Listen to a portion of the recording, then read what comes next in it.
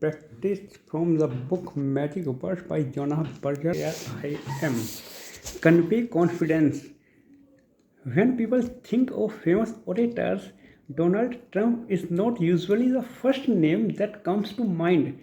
The Roman statesman Cicero is often lauded as one of the greatest speakers ever. He considered public speaking the highest form of intellectual activity and believed that good presenters should speak wisely and eloquently with a restrained, dignified delivery. Similarly, speakers like Abraham Lincoln and Winston Churchill were praised for their clear, logical argumentation, strong thoughts, and well reasoned ideas.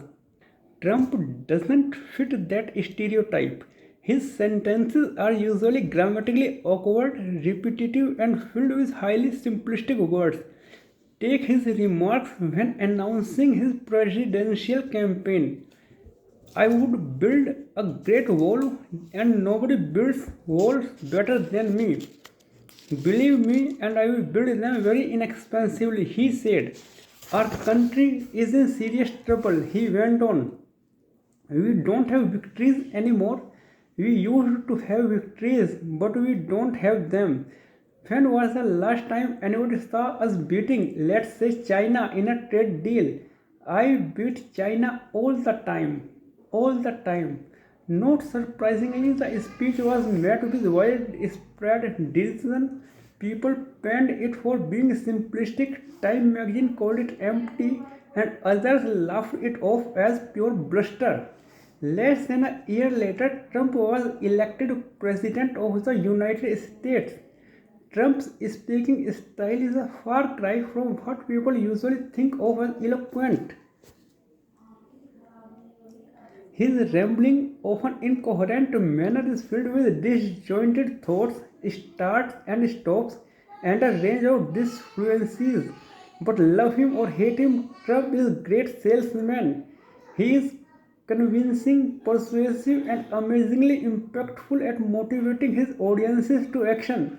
So, how does he do it?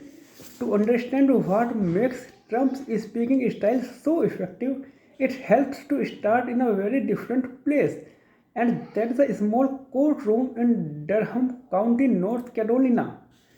Speaking with power. Even if you have never sat in a courtroom, you have probably seen one of television. Lawyers for each side congregating around large wooden desks, witnesses taking the oath to tell the truth, the whole truth, and nothing but the truth, and a judge wearing a plain black robe sitting behind a raised desk solemnly presiding over the proceedings. Courtrooms are places where language matters a lot. It's impossible to travel back in time, so words are used to convey what occurred. They lay out what happened, who did when, what when, and where a suspect or key individual was at a particular time. Words determine guilt and innocence, who goes to jail and who gets set free, who is irresponsible and who is not. In the early 1980s, anthropologist William O. Barr wondered whether presentation style might impact legal outcomes, whether beyond what was said, how it was said might be equally impactful. The common assumption was that substance was all that mattered. Sure, a witness's testimony or lawyer's arguments drives the jury's decision, but that is simply because they laid out the facts. After all, the legal system is supposed to be an objective, unbiased arbiter of truth. But Obar wondered whether that assumption might be wrong. He was interested in whether minor variations in linguistic style might impact how people were perceived and decisions were made. Whether subtle shifts in the words witnesses used, for example, might influence how their testimony was evaluated or the jury's overall decision on the case. So, for 10 weeks one summer, he and his team observed and recorded trials, misdemeanors, felonies, and all sort of different cases. More than 150 hours of courtroom speech in total. Then they listened to the recordings and transcribed what had been said. When Obar analyzed the data, something stood out. Judges, lawyers, and expert witnesses talked differently from ordinary people, such as regular witnesses and defendants.